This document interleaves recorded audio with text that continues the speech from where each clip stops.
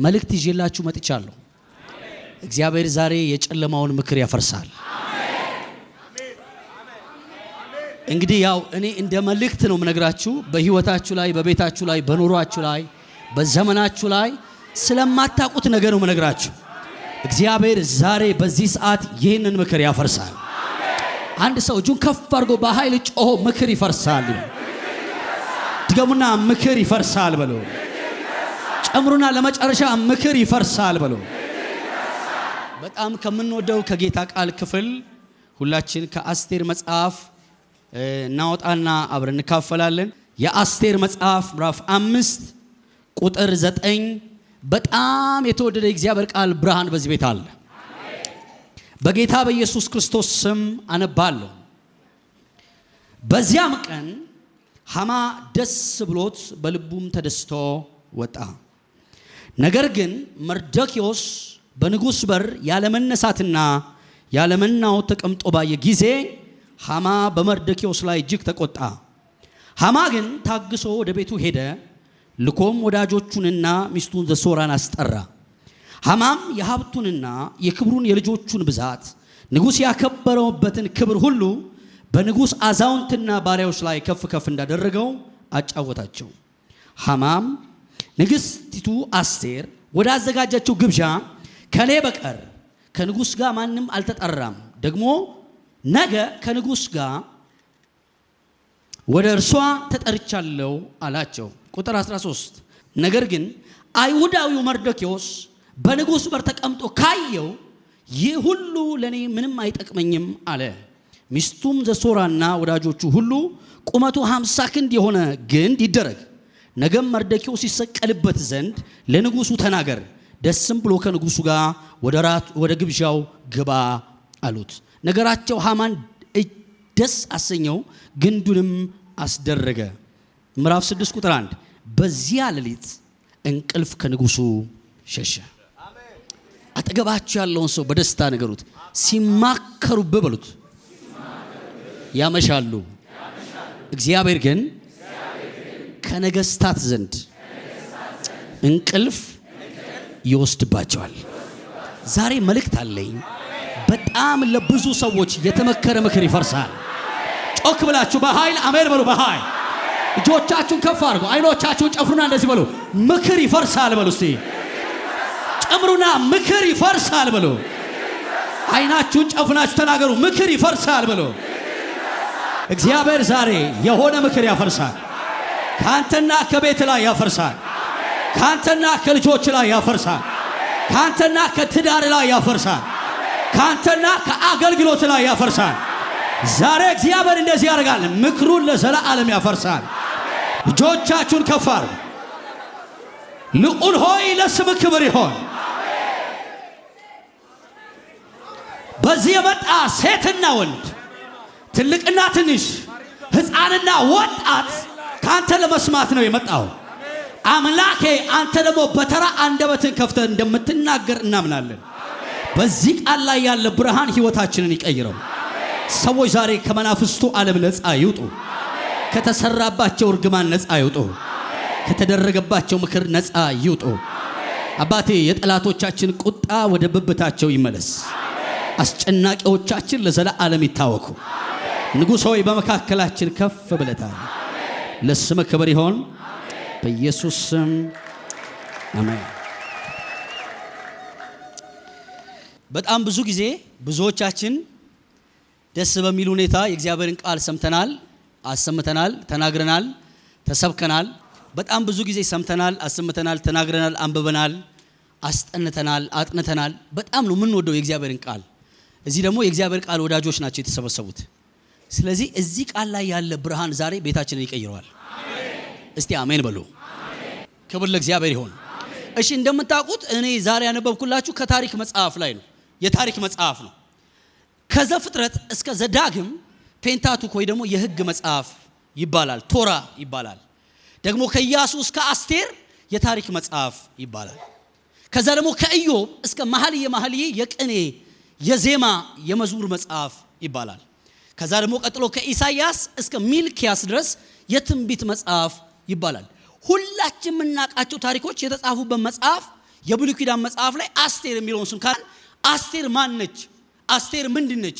ስሟ ማን ነበር ካልን ሀደሳ የምትባል የስሟ ሌላ ትርጓሜ ባርሰነት ይባላል። ባርሰነት የምትባል እኔ ታላቀት አለችኝ። ባርሰነት የምትባል ታላቀት አለችኝ። ባርሰነት ማለት የሚሸት ዛፍ ማለት ነው። ዛሬ የሆነ ሰው ቤቱና ህይወቱ ይሸትለታል። ታስተውሳላችሁ መጽሐፍ ቅዱሳችን ኢሳይያስ መጽሐፍ ላይ በእሾህ ፈንታ ባርሰነት ይበቅላል አለ። ስለዚህ በሚያቃጥል ቦታ ማለት ነው፣ በሚወጋ ቦታ የሚሸት ነገር የሚስብ ነገር ይወጣል። ስለዚህ ሀደሳ የምትባለው ሌላ ስሟ ባርሰነት የሚባል አሁን ተቀይሮላት አስቴር የተባለች ሴት ነች። አስቴር 10 ምዕራፍ ያለው መጽሐፍ ነው። ቶሎ ብዬ ነው መነግራችሁ ታሪኩን። 10 ምዕራፍ አለው፣ 186 ቁጥር አለው። በጣም ፈጣን አንባቢ ካለ በ30 ደቂቃ ጭልጥ አድርጎ የሚጨርሳት አይነት መጽሐፍ ነች። አይ ደግሞ እንደኔ የሚዘገይ ደግሞ ካለ ለማንበብ በጣም የሚዘገይ ደግሞ ካለ 1 ሰዓት 2 ሰዓት 3 ሰዓትም ሊፈጅበት ይችላል። የአስቴር መጽሐፍ ዝም ብላችሁ ካነበባችሁት በሴት ስም የተጻፈ መጽሐፍ ግን ታሪክ የተቀየረበት መጽሐፍ፣ ከግለሰብ ጦርነት ወጥቶ የአይሁዳውያንና የባቢሎና የአማሌቃውያን ጦርነት የተካሄደበት መጽሐፍ ነው የአስቴር መጽሐፍ። ትንሽ ደቂቃ ልንገራችሁ። አስቴር ማናት? አስቴር ማለት አባትና እናቷ ይሞቱባት ግን በአጎቷ ልጅ እጅ ያደገች በጣም መልከ መልካም የነበረች ቆንጆ በንጉስ ፊት ገብታ ተቀባይነት ያገኘች የምትቀባው ሽቶ ሳይሆን እግዚአብሔር ሞገስ ይሆናት። ዛሬ የሆነ ሰው ከእግዚአብሔር ሞገስ ቀርቶ ይወጣል። አሜን። ግድ የላችሁም ጩና አሜን በሉ በኃይል። እና በጣም የምትገርም ሴት ነች። አስቴር መጽሐፍ ታዲያ መቼ ተጻፈ ሚክያስ ካላችሁኝ ትንሽ ያው መጽሐፉን ቶሎ ለማንበብ እንዲጠቅመን ትንሽ ነገር ልንገራችሁ። የአስቴር መጽሐፍ ከምርኮ በኋላ የተነሳች ሴት የተጻፈበት መጽሐፍ ነው። ከምርኮ በኋላ እስራኤላውያን ታውቃላችሁ እግዚአብሔርን በደሉ፣ 70 ዓመት በምርኮ ኖሩ። ከዛ በኋላ ተመለሱ። የመጀመሪያዎቹ እነ ዘሩባቤል ናቸው፣ መቅደስ ሰሩ። ሁለተኞቹ እነ እዝራ ናቸው፣ የሰው ልብ ሰሩ። ሶስተኞቹ እነ ነህምያ ናቸው፣ አጥር ሰሩ። የተመለሰች ሴት ነች አስቴር።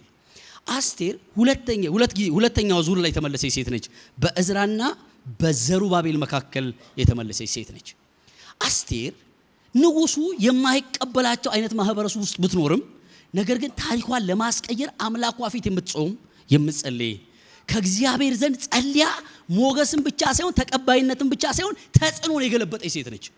አሜን። ዛሬ ነገሩ በእናንተ የተነሳ ይገለበጣል።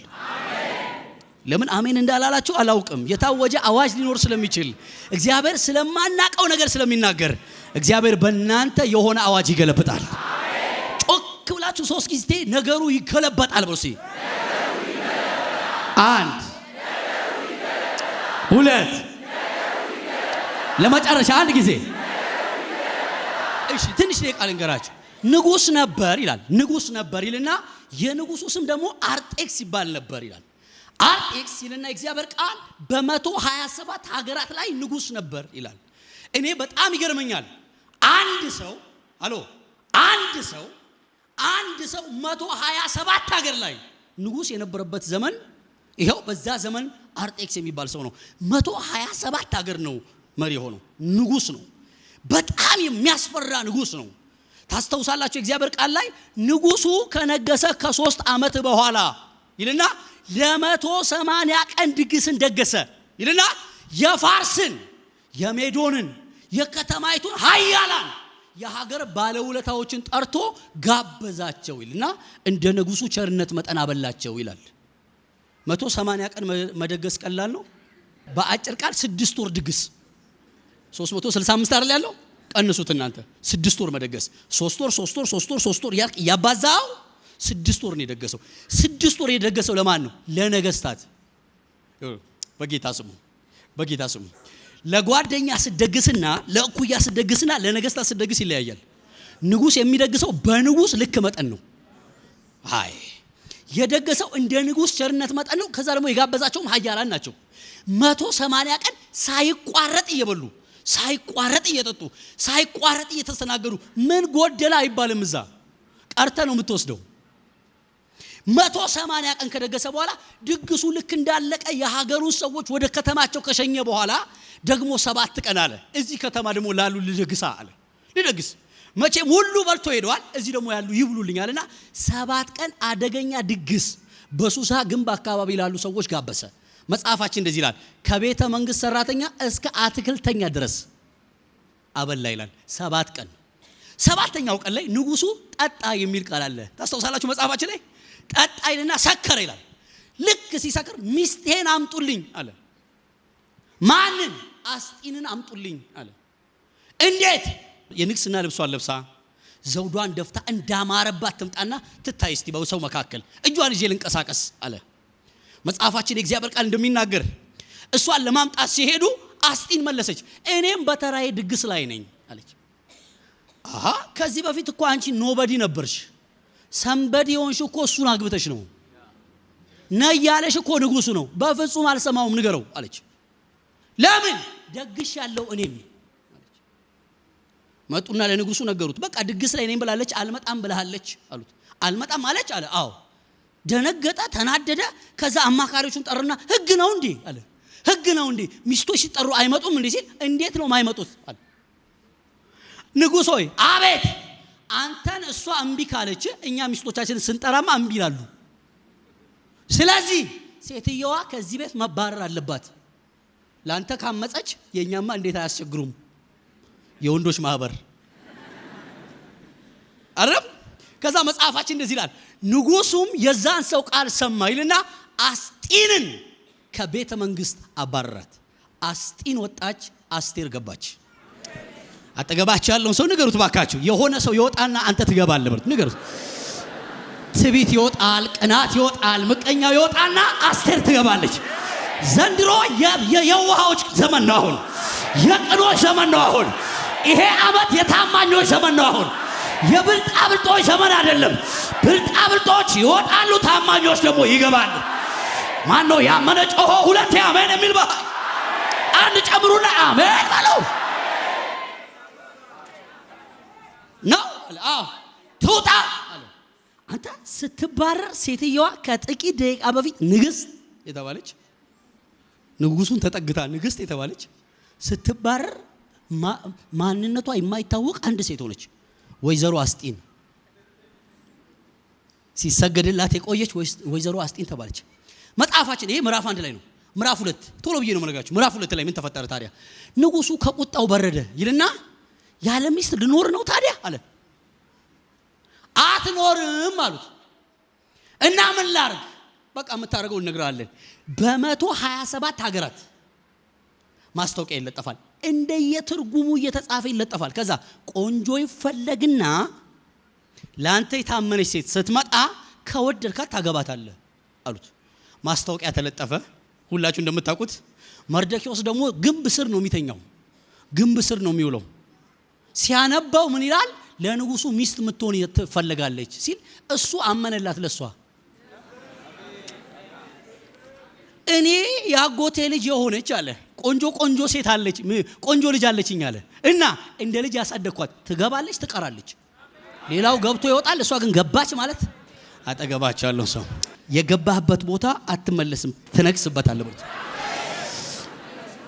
በትንቢት ታምናላችሁ ወንድሞቼ? ንገሩት በኃይል ጨብጡትና ትገባለህ፣ ትነግሳለህ ብሩት። አዎ አንተ ከገባ በኋላ መውጣት የሚባል ነገር የለም። ገባህ። አንድ ሰው ጮህ በኃይል አሜን ይበል። በኃይል አመነላት ለሷ። እሷ ሳታነብ አመነ። ሚኪያስ እንዴት አወቅ ካላችሁኝ እንደዚህ አላት፣ በገባሽ ጊዜ አይሁዳዊ እንደሆንሽ እንዳትናገሪ አላት።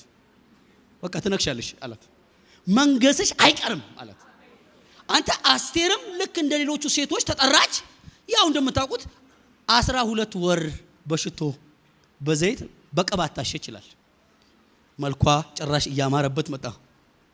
ምዕራፍ 2 ላይ ንጉሱ አስቴርን ሲያት እንዳትወጣ አለ፣ እዚሁ ትቀር። ገባች። እንዴት አይነት ትንቢት እንደሆነ ይገባቸው። ግን ታሪክ እየሰማ እንዳይመስል ትንቢት እየሰማ ነው። እግዚአብሔር እንዲህ ይልሃል፣ ዛሬ በገባህበት ቦታ አንተ ባለበት ሰፈር ተመልሰህ አትመለስም። እግዚአብሔር በዛው ከተማ፣ በዛው በቀበሌ፣ በዛው ወረዳ፣ በዛው ክፍለ ከተማ፣ በዛው ስራ ቦታ ላይ ያከብርሃል። አንተ አትመለስ። እግር ወደ ኋላ አይመለስ፣ አይንሸራተትም። እግር ገባክ ማለት ትቀራለህ። እግዚአብሔር እግሮችን በአለት ላይ ያኖራቸዋል። እስቲ ትንሽ ልንገራችሁ። ከዛ መጽሐፍ ቅዱስ አስቴር ነገሰች ይላል። ገባች ቀረች ይልና ቀጥሎ ያለውን ቃል አንባችኋል። መርደኪዮስ ግን ገና እዛው ነው ያለው። እዛው። ይሄ በጣም ስትራቴጂ ነው። እኔ ስሙኝ፣ በእግዚአብሔር ስትራቴጂ ነው። እሷ ወንበር ይዛለች፣ እሱ መሬት ይዟል። ኢንፎርሜሽን ከታች ወደ ላይ ከላይ ወደ ታች። አሜን በሉ። እንደነገሰች ለምንድን ነው ያጎቷ ልጅ ነው ከፍ ያላረገችው? ትፈልጋለች የሆነ ነገር።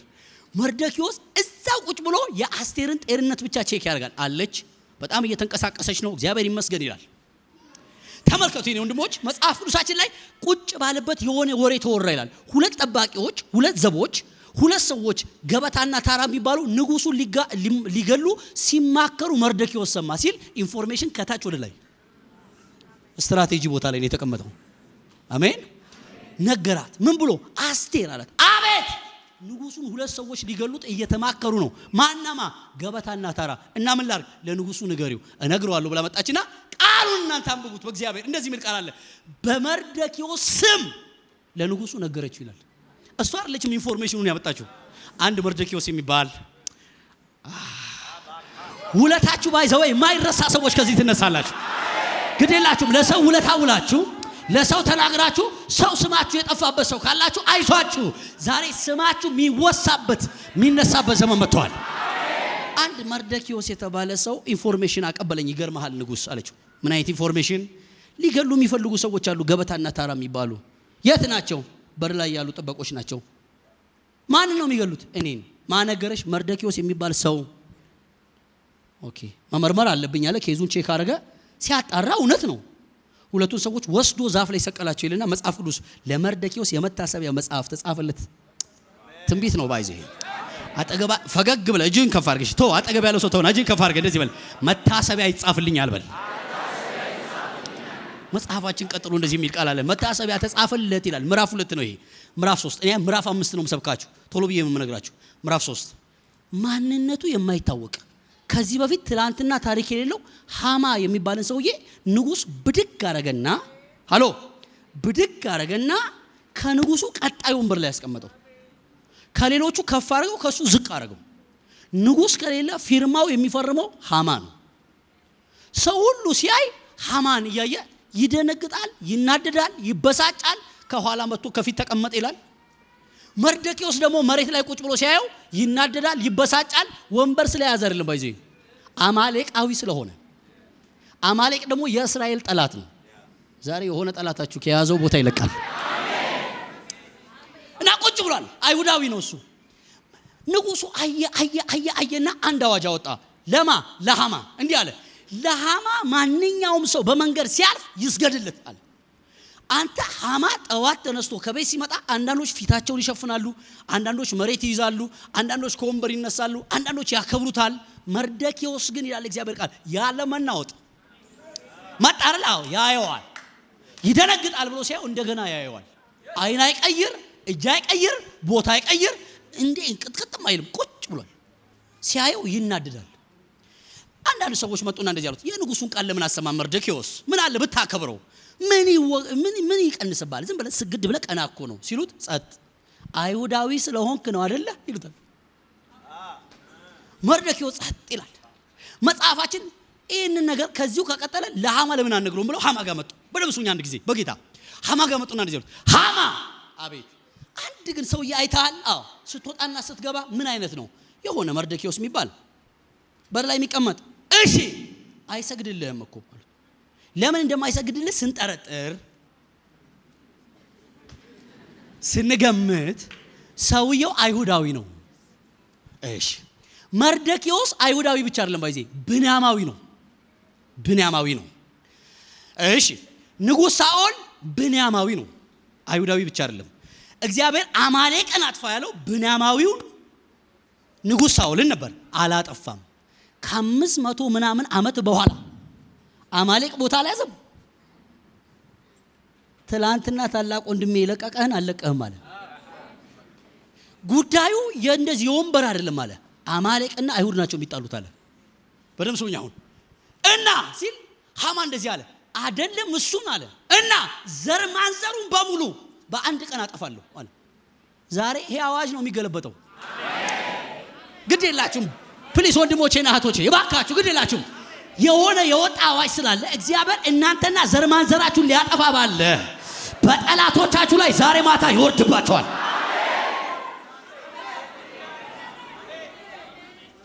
ዘር ማንዘሩን ነው ማጠፋው እያለ ይዝታል። አንተ መዛት ብቻ አይደለም ከንጉስ ጋር በግብዣ መካከል ቁጭ ብለው በዓል ሊቀየር ሲል ንጉስ አለው ሃማ አቤት አለ ንጉስ አርጤክስ አቤት የሆነ ትውልድ ግን ይታያል በመካከላችን አለው። ምን አይነት ከሌላ ሀገር ጥገኛ ሆኖ ባሪያ ሆኖ ተማርኮ የገባ እሺ እዚህ የኖረ በሌላ ህግ የሚተዳደር አይታየም? የሆነ ቀሽቃዣ ትውልድ ህግ የሚስት ቃል ማያከብር ያንተን ቃል ማይፈጽም አይታየም ወይ? እኔ አልታየኝም። አይታል አንተ ሲለው በደንብ እኔ እሱን እንደው በደመስስልህስ እንደው ንጉስ ሰጥተኛል፣ ስልጣን ሰጥተኛል፣ ምክትል አድርገኛል በደመስሳቸው እኔ ደግሞ ለሚደመሱ ሰዎች 10,000 ሰቀል ደግሞ ብር አስገባለሁ አለ። አንተ ንጉሱ ቀለበቱን አወጣና አድርገው አለው። ንጉስ ይሄን ቃል ሲሰጠው ሃማ ፈጣን ፈርሶችን ፈለግ ይላል፣ ፈጣን ጻፊዎችን ጠራ ይላል። አቤት ለሃማ ያልተባበረ ማን አለ ከእግዚአብሔር ውጪ? አጠገባ ፈጣን ሰዎችን ሰበሰበና እንደዚህ አላቸው፣ ቶሎ ብላችሁ ብርምብ አድርጋችሁ በ127 ሀገር ቋንቋ ተርጉማችሁ በእያንዳንዱ ግድግዳና ግንብ ላይ እንዲለጠፍ አድርጋችሁ እንደዚህ በሉ። ምን ይባል? አይሁዳውያን በሙሉ በአንድ ቀን ይገደሉ፣ ከወጣት እስከ ሽማግሌ ከአዋቂ እስከ ህፃናት፣ ደግሞስ ይገደሉ ብቻ አይደለም ይዘረፉ፣ የማረኩትን ደግሞ ምርኮ ይማርኩና አንድ ቀን ይጥፉ ብሎ አዋጅ አወጣና በ127 ሀገራት ላይ አስለጠፈ። እንደ ቀድሞ መርዶክዮስ ማስታወቂያ ሲለጠፍ አይቶ እቺ አዲስ ማስታወቂያ ደግሞ ምን ትሆን የሥራ እድገት ትሆን ብሎ ማን ነው መልእክት የሚሰማ? ደብዳቤውን ሊያነብ ጠጋ ሲል ወዳጆቼ ጠጋ ሲል እንደዚህ የሚል ቃል አለ። አይሁዳውያን በአንድ ቀን ይገደሉ ሲል ልብሱን አወለቀ ይላል። ከዛስ ከተቀመጠበት ተነስቶ ነው ያነበበው። እየሮጠ ከተማ ገባ ይላል። ጭንቅላቱ ላይ አመድ ነሰነሰ፣ በትቢያ ላይ ተቀመጠ፣ ጮኸ ይላል። አደባባይ ገብቶ ቅድም ያለን መናወጥ የተቀመጠ መርዶክዮስ አዋጅ ሲወጣ ግን በመናወጥ ውስጥ ኖረ። የሆነ ሰው ዛሬ የወጣውን አዋጅ ለማስገልበጥ ይጮሃል፣ ደግሞ አዋጅ ይገለበጣለታል። ግድ የላችሁም አንድ ጊዜ ጩና ነገሩ ይገለበጣል ብሎ አሁን ደስ የሚል ታሪክ ነው አይደል? ደስ ይላል አይደል? ይሄ ታሪክ መጽሐፍ ቅዱሳችን ይሄንን እየጮኸ ያለ ይላል እግዚአብሔር ቃል። አስቴር ሰማች። ምን መርዶክዮስ የሚባለው ሰውዬ ልብሱን አውልቆ ያጎትሽ ልጅ እና አደባባይ ለአደባባይ እርቃነ ስጋውን እየጮኸና እየሮጠ ነው። አረባካችሁ አለች። አዎ ቶሎ በሉ ልብስ አምጡ አለችና አዲስ ልብስ ላኩችለት። ልበስ ብላሃለች። እንግዲህ ንግስት ነች መቼም ታከብራታለህ፣ ትወዳታለህ። ምንም እንኳን ታላቋ ብትሆን እንደ አባቷ ብታሳድጋትም ልበስ ብላሃለች ስትለው እንደዚህ አለብስም በላት። ለምን ንገራት አዋጅ እንደወጣብኝ እንዲህ አይነት ውድቀትና ጎዶሎ ነገር በላይ ላይ ይወጣ ሞት በላያችን ላይ ታውጆ የምን ልብስ ነው ይቀራላ? ልብስ ነገር ሳይቀየር በየአደባባዩማ አንሰቀልም። አንተ ጮክ ያለ መናገር ጀመረ። ለንግስት መጡና እንደዚህ አለቱ፣ ንግስት አቤት አለብስም ብሎሻል። ምክንያት ይሄው ወረቀቱ አዋጅ ወጥቶባቸዋል። በቃ ንገሩ ለመርዶክዮስ። ምን ብዬ ልንገረው? እኔ እንደው መግባት አልችልም፣ 30 ቀን መቆየት አለብኝ። ምን ላርግ ታዲያ ብለው ስትለው መጡና ንግስት አስቴር እንዳለች፣ ደስ የሚል ታሪክ ነው እዚህ ጋር። ንግስት አስቴር እንዳለች እሺ እኔ ምንም ማድረግ አልችልም ብለሃለች ሲሉት እንደዚህ አለ መርዶክዮስ። እምታርፊ መሰለሽ እንዴ ቤተ መንግስት ስለተቀመጥሽ? እዚህ ወንበር ላይ ያስቀመጠሽ እግዚአብሔር ለዚህ ቀን እንደሆነ በምን ታውቂያለሽ? እምቢ ካልሽ የራስሽ ጉዳይ። መዳን ለኛ ከሌላ ሰፈር አምላካችን ብቻውን ሲዋጋ እናቀዋለን። ታዩ ከፈለሽ ግድ የለሽም። ውስጥ መግባቱን መናገሩን ማስረዳቱን ማብራራቱን ከፈለሽ አትናገሪ። አለን አምላክ ብቻውን የሚጣላ ብቻውን ታሪክ የሚቀይር ማን ነው? ጮኸ አሜን የሚል አለን እኮ። እኛ እኮ ሌላ ትውልዶች ነን። ምን አይነት ትውልድ? ለብቻው ከተነሳ ማከፊቱ ይቆማል። አምላክ ያለን ሰዎች ነን። አንቺ ግን ብትገቢ መዳን ካንቺ ከሆነ ሆነ፣ ካልሆነ ከሌላ ሰፈር ይነሳልናል አላት። አንተ ንግስት ጋር መጣና ይሄ ባሪያ እንደዚህ ብሎ ነገራት። ብትገቢ ጥሩ ነው፣ ባትገቢ መዳን ከሌላ ሰፈር ይሆንልናል ሲላት በቃ እሺ እገባለሁ፣ ግን በጸሎት ነው የምገባው አለች። ለካ አንዳንድ ነገሮች በጸሎት ነው የሚገቡት። አይ በጣም ይሄ ከባድ ነው ታውቃላችሁ። ከዛ እንደዚህ አለች፣ ያውም የምገባው በጾም ጸሎት ነው አለች። እና ለኔ ጸልዩልኝ እናንተ እስራኤላውያን አይሁዳውያን በሙሉ ስለኔ ጸልዩ፣ እኔም ደንገጥሮቼም ለ3 ቀን አብረን እንጸልያለን። እንገባለን የሚሆነው ይሆናል እንግዲህ ከገደለኝም ይግደለኝ አለች። ከ3 ቀን ጾም ጸሎት በኋላ ወዳጆቼ አስቴር ይላል የእግዚአብሔር ቃል በውስጠኛው ወለል ቆማለች። ንጉሱ ዙፋኑ ላይ ተቀምጧል። እግሯ ከዚህ ወደዚህ ማለፍ ክልክል ነው። የዛ ጊዜ ግድ የለም ጠጋ ልበል ብላ ገባች። ንጉስ ያት አስቴር ገብታለች። ዘንጉን አነሳና ዘረጋ። ነይ ግቢ እስቲ ወደ ውስጥ ምን ፈልገሽ ነው የመጣሽው? የመንግስቴ እኩሌታ ራሱ ቢሆን ሰጥሻለሁ። እኔ የመጣሽበት ፐርፐስ ይገባኛል። ለሆነ ዓላማ እንጂ ለሆነ ጥያቄ እንጂ ዝም ብለሽ የምትቀዘቀዥ ሴት አይደለሽም። ጥያቄ አለሽ ወይ? አዎ ጠይቂኝ እመልስልሻለሁ። ዛሬ የሆነ ሰው ከነገስታት ዘንድ የሚሆን ሞገስ ይቀበላል። ማነው ጮ ሁለቴ አሜን የሚል በኃይል? አንድ ይቀራችኋል። አንድ አንተ አስቴር አንተ እጅ ነሳ ይው ሰግዳ እጅ ነሳች። ንጉስ አለችው አቤት የመጣሁትን ልንገርህ አለችው። አዎ ግብዣ ለመጋበዝ ብቻ። አንተ ምን አይነት ጥበብ ነው ያላት? እዛው እንደቆ አዋጅ ወጥቶብናል ነገር ተገለበጠ ምናምን አላለችም። ግብዣ ምን አይነት ግብዣ? የራት ግብዣ። ማንን? ዛሬውኑ የሚሆን ታዲያ አለችው። እኔው የመንግስትሽንም እኩሌታ ብለሃል። አዎ ዛሬውኑ የሚፈጸም ማናማ አንተና ሃማን ግብዣ ጋብዝልኝ አለችው። ዛሬ ነው አላት። አዎ እንመጣለን ሂጂ አላት። መጽሐፋችን ደስ የሚል ቃል ልንገራችሁ። በግብዣ መካከል ቁጭ ብሎ ያለ ንጉስ እየበላ እየጠጣ ብድግ አለና በአስቴር እንግዲህ የቅድሙን ጥያቄ መጠየቅ ትቻለሽ። ዝም ብለሽ አልመጣሽም፣ ለመጋበዝ ብቻ አልገባሽም። በእንግዲህ ጠይቂኝ ሲላት ዛሬ አይደለማ የምጠይቅህ አለችው። እና ግብዣው ይደገማል። መቼ ይደገም? ነገ ጠዋት ማነው ነገ ግብዣውን ደግመዋለሁ። አንተና ሃማን ፈልጋቸዋለሁ አለችው። እንዳልሽ አላትና ንጉሱ ወደ መንግስተ ስፍራው ሲሄድ ሃማ በዚያ ቀን የሚለው ቃል አለ ያነበብነው። አሁን ይሄ ነው ቃሉ። ከንጉስቲቱ ቤት ሲወጣ መርዶክዮስ የሚል ቃል አለ። ያለመናወጥ ቅድም የተናወጠ ሰውዬ። አዎ ምን ታዲያ ያለመናወጥ አስቀምጠው? ተጸልዮአላ። አሁን ተጸልዮአላ። መርዶክዮስ ይኸው ስማ ያለመናወጥ ልክ እንደ ቀድሙ ቁጭ ብሏል። ልክ እንደ ቀድሙ ቁጭ ብሏል። ሲያየው ይላል መጽሐፍ ቅዱስ ተናደደ፣ ቁጣ ሞላበት፣ ተበሳጨ። እንደምንም ብሎ ንዴቱን ተቆጣጥሮ ሊያሳስተኝ ነው እያለ እቤት ገባ። እቤት ሲገባ ሚስቱን ጠራት፣ ወዳጆቹን ጠራና ስብሰባ አደረገ። እሱ ስብሰባ ነው ዛሬ የሚፈርሰው። አላላችሁም? አሜን አላላችሁ? ለምን አሜን እንዳላላችሁ አላውቅም፣ ግን የሆነ ምክር ዛሬ እግዚአብሔር ለዘላለም ያፈርሰዋል። ሚስትየው የመጽሐፍ ሚስትየው መጣች። ደስ ይላል። አሁን ወዳጆቹን ሰበሰበና እንደዚህ አስቀምጦ ሃማ ብድግ አለና እንደዚህ አለ። እንዴት እንደተከበርኩ ታውቃላችሁ አለ። ንጉስ እኮ አከበረኝ። እንዴት አከበረ? ልጆቼን አከበረ፣ ያለኝን ስልጣን ጨመረልኝ፣ ከፍ አደረገኝ። ስሙ ሌላ ደግሞ ልንገራችሁ እሺ። እኔና ንጉስ ብቻ እኮ ነው ራት የተጋበዝ ነው። ትላንት ብቻ አይደለም ዛሬ በልተናል። እሺ ነገ ደግሞ እንደገና ተጋብዣለሁ። ምን አይነት ደስ የሚል ራት መሰላችሁ የተጋበዝኩት። ነገር ግን አፍራሽ ነው አሉት። አዎ ነገር ግን አንድ መርዶክዮስ የሚባል ሰውዬ ሶጣና ስገባ ወንበር ላይ የሚቀመጥ ምን ያደርግልኛል የንጉስን ግብዣ የሚያስብለኝ ሰውዬ አለ። ቁጭ ብሏል። ዛሬም አይቼው ነው የመጣሁት። እና ደስታክ እንዲፈጸም ትፈልጋለህ? አዎ። ንጉስ ይሄን ያክል አክብሮሃል? አዎ። ለንጉሱ ቀላል ጥያቄ ጠይቀው። ምን መርዶክዮስን ለምን አንሰቅለውም አሉ።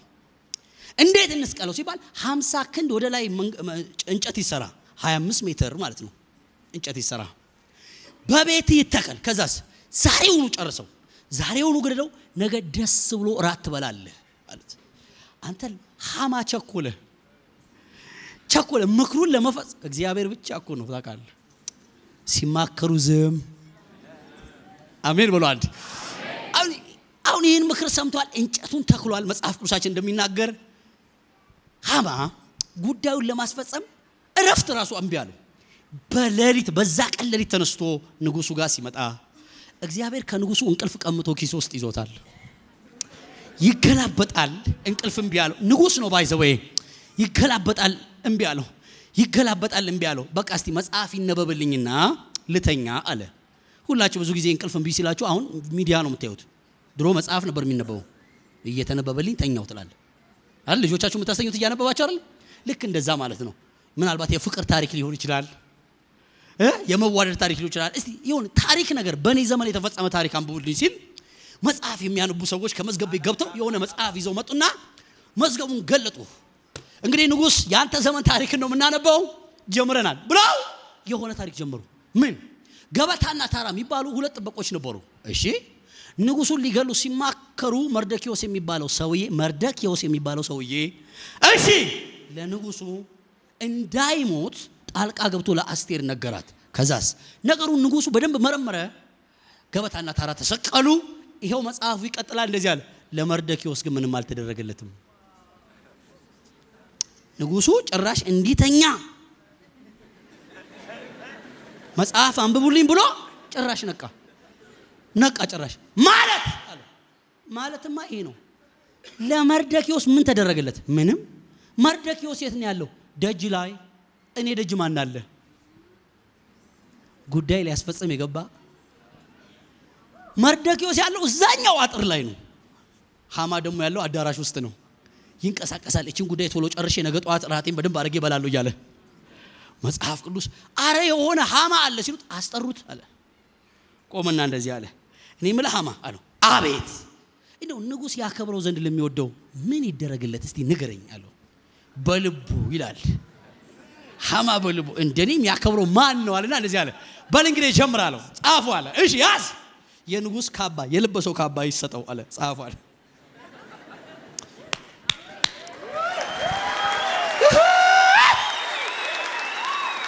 በደንብ አድርገህ መስግብ ይላል። በንጉሱ ሰረገላ ላይ ይቀመጣል። ይሄም ይጻፋል። የንጉሱ ዘውድ ይጫንበትና ሙሉ ቀን አለ በየአደባባዩ በዋና ጎዳና ላይ በዚህ በቦሌ አካባቢ እንደማለት ይመስለኛል። ሰፈር ውስጥ አይደለም ማለት አደባባይ ላይ መለከት እየተነፋ ከኋላና ከፊት በአጃቢ እየተንቀሳቀሰ ንጉስ ያከብረው ዘንድ ለሚወደው እንዲህ ይደረግለታል ይባል ሲለው ጨረስክ አለው። አዎ ፍጠን ምን ከተናገርከው አንድ ሳታስቀር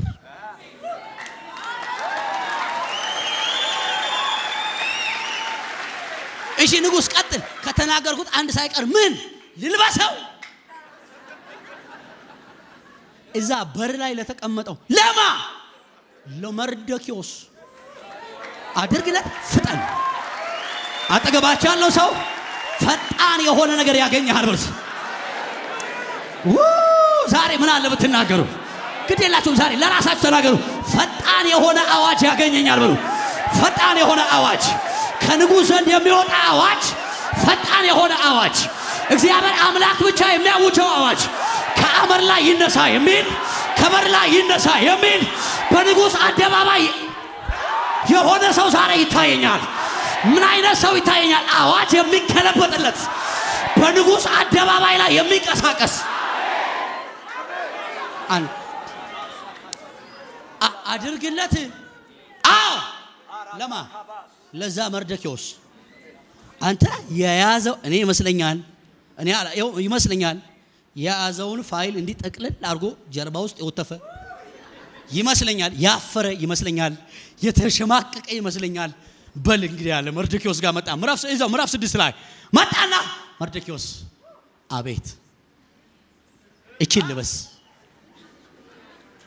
መርደኪዮስ አቤት እቺንም ደግሞ ዘውድ ጫናት። እሺ መርደኪዮስ አቤት ይኸው የንጉሱ ፈርስ ላንተ ነው ያመጣ ነው ተቀመጥበት። መርደኪዮስ አቤት እና እንግዲህ ዛሬ አብረን ነው የምንውለው። እንዴት እኔ ከፊት ገመድ ይዤ እንዲያ ነው የሚሆነው። በቃ በእግዚአብሔር ቃል ታምናላችሁ ወይ? ይሄን ቃል ታምናላችሁ ወይ? እግዚአብሔር በሚያውቅ ልጅነቴን ሰጥቼ አገልግዬ ከሆነ የሆነ አዋጅ ዛሬ በዚህ ሰዓት ይገለበጣል። ውርደታችሁን ሊያውጁ የፈለጉ ሰዎች ክብራችሁን ይዘው አደባባይ ይንቀሳቀሳል። እግዚአብሔር ዛሬ የሆነ ነገር ይገለብጣል። እኔ ስጠራ እናንተ አቤት በሉ። መርደኪዮስ የሹመት ጊዜ ደርሷል። አለበሰውና ሙሉ ቀን ስማ፣ ሙሉ ቀን እኮ ነው የሚለው ባይብል። ሙሉ ቀን በየአውራ ጎዳናው በየመንገዱ በየዋናው አስፋልት ላይ ንጉሥ ያከብረው ዘንድ ለሚወደው እንዲህ ይደረግለታል። እንዴት? እንዲህ የንጉሥ ካባ ላይ የንጉስ ካባን ይለብሳል፣ የንጉስ መጎናጸፊያ ይደረግለታል፣ የንጉስ ደግሞ ዘውድ ላይ ፈረስ ላይ ይቀመጣል፣ በየአደባባዩ ይነገርለታል። ከሙሉ ቀን ጉዞ በኋላ ማታ ሲገባ የተፈጠረው ልንገራቸዋ። እሱ ነው በጣም የሚያስገርመው ታሪክ። እንዴት ነበር ውሎ አለችው ሚስት። ወዳጆቹ እንዴት ነበር የዛሬ ውሎ? ሪፖርት ይቅረብ። ራት ብቻ ነው እንደሚወራው። ከንግስት ጋር በላው ብቻ ነው እንደምትለው። እስቲ የዛሬውን ሪፖርት ንገረን ሲሉት ዛሬ እንኳን የዋልኩት ውሎ ጥሩ አይደለም። እንዴት? ፈረስ ጎትት፣ መንገድ ለመንገድ ሲሽከረከር፣ መለከት ስነፋ፣ ንጉስ ያከብረው ዘንድ ለሚወደው እንዲደረግለታል ስል ነው የዋልኩት ሲላት፣ ሚስትየው የተጣላው ማን ነው? እኔ ምን ከማጋ ተጣልተ ነው ስትሽከረከር የዋልከው? ያ መርዶክዮስ የሚባለው ሰውዬ አይሁዳዊ ነው አለችው። አዎ ፈጽመ ትወድቃለህ። ለምን መሰለ? እሱ በራሱ እጅ ተጣልቶ ያቀም ውስጥ እጅ አለ። ዛሬ መልእክት አለኝ። አምላካችሁ ራሱ ይጣላላችኋል። እግዚአብሔር ዛሬ ምክራቸውን ግደላችሁ እጃችሁ ከፍ አድርጉ። ራሱ እግዚአብሔር ይጣላላችኋል። ራሱ ነው የሚጣላላችሁ። ራሱ እግዚአብሔር ራሱ ምክራቸውን ያፈርሰዋል። እግዚአብሔር እንደዚህ ብሎኛል። በሌሊት የተመከረ ምክር ማለዳ ላይ ይፈርሳል። አንተ አቤት! ይሄ የተጋጨከው መርዶክዮስ አይሁዳዊ ከሆነ ፈጽመ ትወድቃለህ እንጂ አታሸንፈውም አለችው። እንደዛ እኮ ነው ማለት። አይሁድ ነው ስትለው አዎ አይላትም። አዎ እያላት እያለ እራት ግብዣው ሰዓቱ ደረሰ። አንተ መጽሐፉ እንደዚህ ይላል። ሃማን እያጣደፉ እራት ላይ እያጣደፉ አይሆንም መጽሐፋችን እያጣደፉ ይዘውት መጡ። ከዛ ቁጭ ባለበት እየበሉ እየጠጡ እያለ ንጉሱ የዛሬው ጥያቄ ግን አያርም አለ። ዛሬውኑ ጠይቂኝ። ተሽጠናል እኮ ነው ምልህ አለችው። ማ? እኔና ህዝቤ ወገኔ። እንዴት? ለባርነት ቢሆን ላንተ ችግር የለብንም፣ ግን ይገደሉ ተብሎ አዋጅ ወጥቶብናል። ማ? አጠገቤ የተቀመጠው ማን ነው? ሃማ እኮ ምን አረገ? አዋጅ እኮ አወጣ። ይሄ ሃማ አለ። አዎ አንተ የሚጠጣው መጠጥ ሰለቸው፣ ብድግ አለ፣ ተጣላ። ቀስ ብሎ ወደ ንፋስ ወሰደ። ንፋስ ሞቅ ያለውን አየሩን አስወጥቶ ንፋሱን እንትን አድርጎ ሪፍሬሽ አድርጎ ሲመለስ ሃማ አልጋዋን ይዞ በእናትሽ ተይኝ እያለ ይለምናል። ምን ማለት ነው? ይዞ አልጋዋን እባክሽ ካንቺ ውጪ የሚያድነኝ የለም ሲላት፣ ንጉሱ ዞር ሲል አልጋውን ይዟል። ጭራሽ አልጋዬን አለ። ዛሬ የሆነ ሰው ያው መጽሐፉን አንታሙ፣ በእግዚአብሔር ይሄን መጽሐፉን አንታሙ። እንዴት ደስ የሚል መጽሐፍ ነው። ጭራሽ አልጋዬን አለና እንደዚህ አለ። እየተቆጣ ያለ አንድ ሰው መጥቶ የሃማን ፊት በጨርቅ ሸፈነው ይላል። ከዛ እጁን አነሳ አንዱ። እኔ ምን ሃማ አለ። አቤት! እንደው ማን ነው? ንጉስ። አቤት! የሃማ ቁጣ እንዲበርድልህ ትፈልጋለህ? አዎ። ሃማ የሚባለው ሰውዬ ይሄ ሰውዬ ራሱ እሺ፣ እቤቱ እኮ መስቀል ሰራ። ለማ? ለመርዶክዮስ። ውሰዱና እዛው ላይ ስቀሉት። በሌላ አማርኛ መጽሐፉ ምን እያለ ነው? ለራሱ እንጂ ያዘጋጀው ጠላታችሁ የተማከረው እዛው ይፈርሳል። ለራሱ ነው የሚሆነው። ጉድጓድ ቆፍረውበታል ወይ? አዎ ቆፍረዋል። ጉድጓድ ቆፍረውብሻል? አዎ ቆፍረዋል። አንቺ አጃልጦሽ ራሱ አትወድቂም። ተገፋፍተው ራሳቸው ይገቡበታል። ይሄ እንደ ትንቢት አድርጋችሁ ውሰዱ። እጃችሁን እየገፉ ሊጥሏቸው የፈለጉ ሰዎች እግዚአብሔር አምላክ ራሳቸውን አዙሮ ይከታቸዋል። ኢሳይያስ መጽሐፍ ምዕራፍ 7 ቁጥር 7 ላይ ምክራቸው አይጸናም የሚል ቃል አለ። ስለዚህ የሆነ ምክር ዛሬ ይፈርሳል። የተማከሩ ሰዎች ራሳቸው ይገቡበታል። እሺ ቀጥዬ ልንገራችሁ። ይሄው ጨርሻለሁ። ትንሽ ደቂቃ ጥሩ ነው። እኔ ጋላችሁ ከዛ ሃማ በመስቀል ላይ ተሰቀለ ይላል። ከዛ ንጉስ ዞራልና እንደዚህ አለ። አስቴር አላት። አቤት! ለምን ሃማ ቤት አትኖሪም ሲላት፣ አስተዳዳሪ ሆኖ መርዶክዮስ ከዛ ተነስቶ እዛ ይቀመጥልኝ አለች። እኔ ደግሞ በተራይ እንደዚህ ላርጋ አለ ንጉስ። ምን ይሄ ሬስ አይደል እንዴ? አዎ። ቀለበቱን አውልቁ ከሱ ላይ ለመርዶክዮስ አድርጉለት። ታሪክ ተቀየረ። አንተ መጽሐፍ ቅዱሳችን የንጉሱ ፈረስ ላይ ብቻ አይደለም መርዶክዮስ ተቀመጠ የሚለው፣ ቀለበቱን አደረገ። አሁን መርዶክዮስ የመታበት ቀለበት በሙሉ ህጋዊ ነው የሚሆነው። አሜን በሉ። ድምጽ ደግሞ የሚሻለው በተሻለ ድምጽ ነው። የሆነ ወረቀት ተለጥፎ የለ? አዎ። ስለዚህ ደግሞ መርዶክዮስ ፈጣን ጸሐፊዎችን ጠራ በተራው። ቶሎ በሉ አለ። ምን ነገሩ ይገልበጥ። አዲስ ደብዳቤ አውጥተናል። ወረቀት በሌላ ወረቀት ይሻራል። መርደኪዎስ በቀለበቱ ያተመ በተለያዩ በ127 አገሮች ትርጉም ተተረጎመና ተለጠፈ ይላል መጽሐፋችን ላይ። አዳር በሚባለው ቀን በወሩም በ13ኛው አይሁድ በጠላቶቻቸው ላይ ሊሰለጥኑ በነበረበት ቀን አይሁድ ደግሞ ቀይሮ በጠላቶቻቸው ላይ እንዲሰለጥኑ ነገር የተገለበጠው በምንድን ነው? በወረቀት። ወረቀቱ እንዴት ሆነ? በጸሎት። ዛሬ የሆነ ሰው ይጸልያል፣ እግዚአብሔር ምክር ያፈርስለታል፣ ንግስናውን ይይዛል፣ ነገሩን ይቀይርለታል።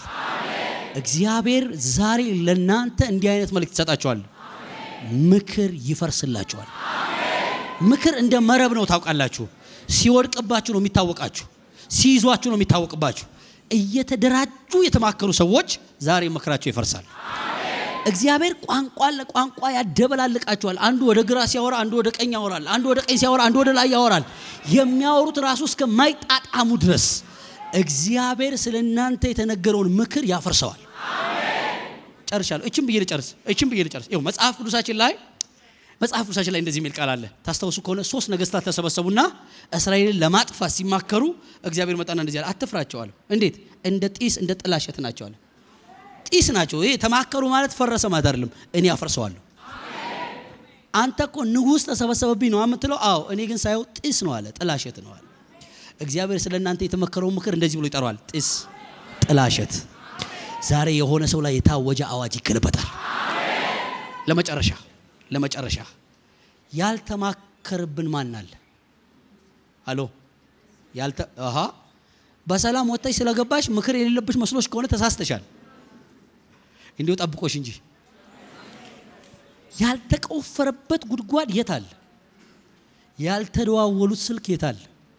እግዚአብሔር ግን ምክራቸውን መና እያደረገ እስከ ዛሬ ካደረሰ ለነገም ይታመናል። ግን እግዚአብሔር የሆነ ምክር እንዲገለበጥ የፈለገው ነገር እንዳለ ተናግሮኛል። ምን አይነት ምክር? የሆነ አዋጅ ዛሬ ማታ ይገለበጣል። ነገ ጠዋት ማለትም ሰኞ አምላካችሁ እግዚአብሔር በሞገስ ወደ እናንተ ይመጣል። አንዳንድ ሰዎች ከዛ ከጉድቀት መርደኪዎስ እንደተነሳ አንድ ደብዳቤ፣ የሹመት ደብዳቤ፣ አንድ ደብዳቤ፣ ነገር የሚቀየርለት ደብዳቤ እጃችሁ ላይ ይገባል። ይሙት ባለበት አፉ ይንገስ ይልሃል። አንተን ለመስቀል የተዘጋጀ እጅ፣ የተደራጀ ጉልበት አንተን ከፍ ለማድረግ ፈረስ ለመጎተት ከፊት ይወጣል። እግዚአብሔር ምክራቸውን ያፈርሰዋል። ተማከሩባችሁ፣ አይዟችሁ፣ ምክራቸው አይጸናም ነው የሚለው እግዚአብሔር ቃል። እግዚአብሔር ዛሬ ያፈርሰዋል። ስለዚህ የሆነ ጸሎት መጸለይ አስቤ ፈልጌ ተመኝቼ ነው እዚህ ቤት የመጣሁት። ምን አይነት ምክር የሚያፈርስ አይነት ጸሎት፣ አዋጅ የሚገለብጥ አይነት ጸሎት። እንዴት የሚያስጮህ ጸሎት! ልክ አስቴር እንደ ጮኸችው አይነት ጮት፣ መርደኪዎስ እንደ ጮኸው አይነት ጮት፣ የሆነ ጮት እንጮሃለን ዛሬ። ነገር ይገለበጣል። አይሁድ ቦታውን ይይዛል። ክብር ለኢየሱስ ይሁን። እስቲ ይህችን ስሙ። ዮሴፍ ላይ አልተማከሩም እንዴ? ያውም የገዛ ወንድሞቹ ናቸው። ምን ብለው? ከህልሙ የሚፈጸመውን እናያለን ሲሉ እግዚአብሔር ከሰማይ ምን አለ? የምታስቀሩትን አያለሁ። አንዳንድ ምክሮች እንደዚህ ነው መልሳቸው ዛሬ። ኢየሱስ ጌታ ነው። በቃ የሆነ ምክር እየተመከረ ነው፣ እግዚአብሔር ዛሬ ያፈርሰዋል። ለቤታችሁና ለህይወታችሁ እግዚአብሔር እንደዚህ ይላችኋል፣ ከፊታችሁ ወጣለሁ። መጽሐፋችን አላወቅም ምን አልሰማህም ምን እግዚአብሔር የዘላለም አምላክ የምድር ዳርቻ ፈጣሪ መሆኑን። ደግሞ ይሄ እግዚአብሔር ምን አይነት ነው ካልክ፣ ማስተዋሉ የማይመረመር ለደካማ ኃይል የሚሰጥ ጉልበት ለሌለው ብርታትን የሚጨምር ብላቴኖች ሲዝሉ እየመጣ ኃይል እየሰጠ የሚያበረታ ኃይላቸው እንደ ንስር እያደሱ እንዲቀጥሉ ጉልበት የሚሰጣቸው ይሄ እግዚአብሔር ያንተ አምላክ ነው። በአንተ ላይ የሚማከሩ ዛሬ ይበተናሉ። በአንተና በትዳር ላይ የሚመከር ምክር ይፈርሳል። በአንተና በአገልግሎት ላይ የሚመከር ምክር ይፈርሳል። ሃሎ ሃሎ ሃሎ! እግዚአብሔር እንደዚህ ይላል፣ አፈርሰዋለሁ። ጮክ ብዬ እናገራለሁ። በእግዚአብሔር ፊት በዚህ አደባባይ ቆሜ፣ በህዝቡ ዙሪያ ላይ ቆሜ ይሄን አዋጅ አውጃለሁ። ስለናንተ የተነገረ ማንኛውም ምክር፣ በተለያየ ቋንቋ የተመከረ፣ በአንድ አይነት ቋንቋ የተነገረ፣ በመታቀው ቋንቋ የተነገረ፣ ስላንተ የተነገረ አዲስ አበባ ላይ ብቻ አይደለም ባይዘው ገጠር ክፍለ ሀገራት ላይ የተነገረ ማንኛውም ምክር ይውደቅ የሚል ይጥፋ የሚል ከመንገድ አይሂድ የሚል አይቀጥል የሚል እርምጃው ይቋረጥ የሚል ከፍ አይበል የሚል ዛሬ እግዚአብሔር ቋንቋውን ይደበላልቀዋል። ማነው ጮማ? በአጭር ቃል የአስቴር መጽሐፍ ከምዕራፍ 1 እስከ ምዕራፍ 10 እግዚአብሔር ምክር አፍራሽ ታሪክ ቀያሪ ደግሞ ቦታ ሰጪ አምላክ ነው። እሺ ሽግግር ሊሆን ነው። አንድ ሰው ከመሬት ላይ ተነስቶ ዙፋን ላይ ሊቀመጥ ሽግግር ሊሆን ነው። የሹመት ደብዳቤ እጃችሁ ላይ ሊገባ ሽግግር ኢየሱስ ያድናል። ልናገርባችሁ ይሄንን ቃል ሰብከዋለሁ ደግሞ ተነብየዋለሁ። በህይወታችሁ ዘመን ሁሉ የወጣ አዋጅ ዛሬ ይገለበጣል። ነገ ጠዋት ስለማናቀው ጠዋት እግዚአብሔር እንደዚህ ይላችኋል፣ አዋጁን ገልብጬ የሹመት ደብዳቤ ይሰጣችኋል። እሺ በነገር ላይ እንዲሁ እንደቆማችሁ ስሙ። አንዳንድ ሰዎች በ40 ዓመቷ ትሙት ተብሎ እኮ የተመከረ ምክር አለ። አንተ አታውቅም እንደተመከረብህ፣ እግዚአብሔር ይገለብጠዋል። 40 ዓመት ላይ ያከብራል። ምን ይደረግ እንግዲህ፣ ይሄ የእግዚአብሔር ቋንቋ ነው። ይሄ የእግዚአብሔር ቋንቋ ነው። ሰማይ ስላንተ ዛሬ ያወራ ያለው ምን አይነት ነው ታውቃለህ? አፈርስልሃለሁ፣ ረዳሃለሁ፣ ደግሞ አከብርሃለሁ፣ አግዝሃለሁ። በአንተ ላይ የተነሱ ሰዎች ፊታቸውን ያዞራል። እጃቸው በጣም የተደራጀ ሰዎች እጃቸው አቅም አልባ ይሆናል። ኃይላቸውን አላለዋለሁ፣ ጉልበታቸውን አርደዋለሁ፣ ስብሰባቸውን መና አደርገዋለሁ።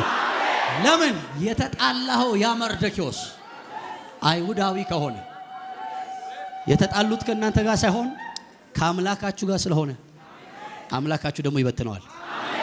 እኔ የምላችሁ መጽሐፍ ቅዱሳችን ላይ ስታነቡ እንደ ዳዊት ጠላት ያለበት ሰው ነበር እንዴ? ባይብል ላይ ዳዊትን እኮ ጠላቶችን እስቲ ንገረን ብላችሁ ማይክ ብትሰጡት በክፉ የሚያወሩብኝ እንደ ጸጉሬ በዙ ነው የሚለው። ወይኔ እሺ አጠገባችሁ ያለው ሰው ጠላት እንደ ጸጉር በዝቷል በለው ይበሉት። ጠላት እንዴት ነው ብትሉት ማይክ ብትሰጡት ጠላቶቼ እንደ ጸጉሬ በዙ ይላል ዳዊት። አቤት እስቲ በደንብ አርጋ አብራራው ካሉት መክበቡንስ ከበቡኝ። እንዴት ንማር እንደሚከብ ነው። ንማር እንዴት እንደሚከብ ሂድና አንተ ክፍለ ሀገር አይደለም ቶ አዲስ አበባ ልጅ ነህ አንተ አውቃለሁ። ጎግል አርግ፣ ናሽናል ጂኦግራፊ ቤት ቁጭ ብለህ ተመልከት። ቀፎ እንዴት እንደሚከብ ታውቃለህ? ንብ ማሩን እንዴት እንደሚጠብቅ ታውቃለህ?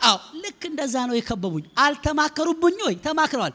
እግዚአብሔር የአኬጦፌልን ምክር ከንቱ ስላደረገ እንጂ እግዚአብሔር የሆነ ምክር ስለበተነ እንጂ መቼ ነው ሰው ሆን ነበር። ዛሬ በእናንተ ላይ የተነገረ የንጉስ ቃል ቢሆን የሰዎች ቃል ቢሆን በመታቋቸው በማታቋቸው ባዩአቸው በመትወዷቸው ሰዎች የተነገረ ነገር ዛሬ ይከለበጣል። እግዚአብሔር ምስክሬ እኔ ሌሊት ላይ አይቻለሁ መረብ ሲበጠስ፣ ከሰዎች እግር ላይ መረብ ሲበጠስ አይቻለሁ። የወረራችሁ ሲበተንላችሁ አይቻለሁ። እግዚአብሔር ምስክሬ ከዚህ ቀን ጀምሮ የሆነ የተከተላችሁ ነገር ይለቃችኋል። ጩናዴ ልቀቅ አይበሉ፣ ልቀቅ ትገቡ። አሁንም ለመጨረሻ እስቲ ዳዊትን አንዴ ኢንተርቪው እናድርገው።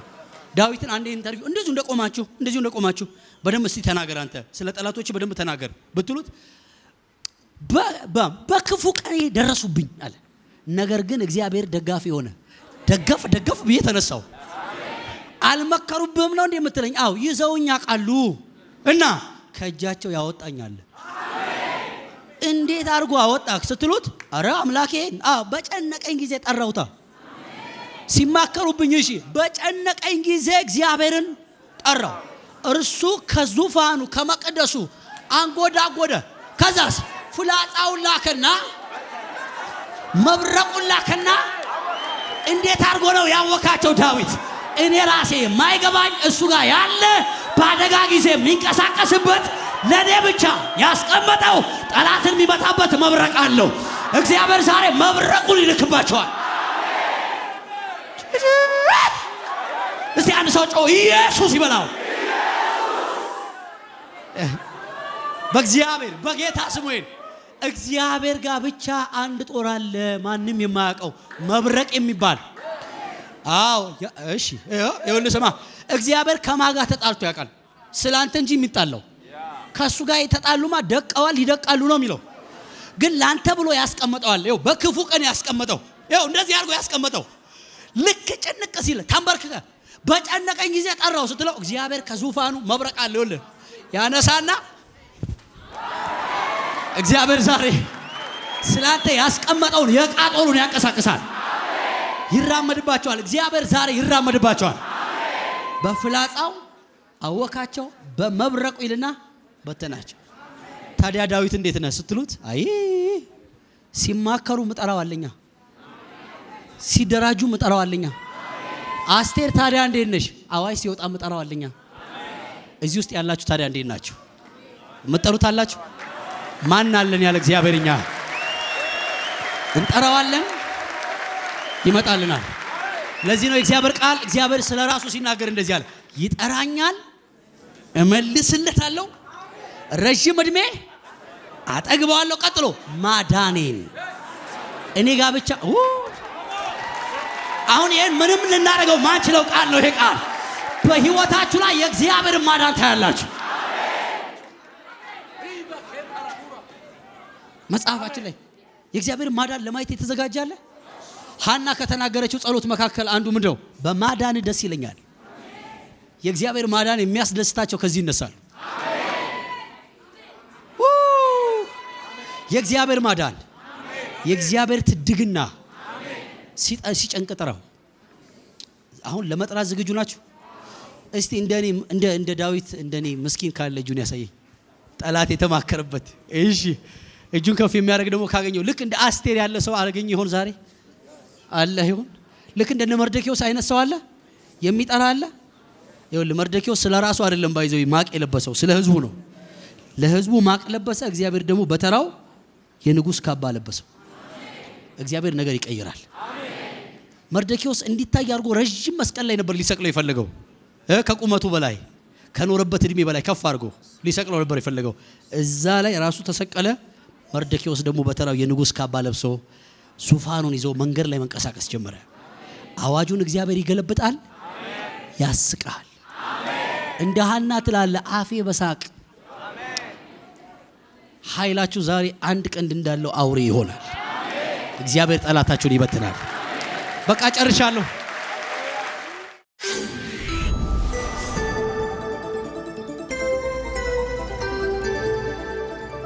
ወንጌል ይለውጣል።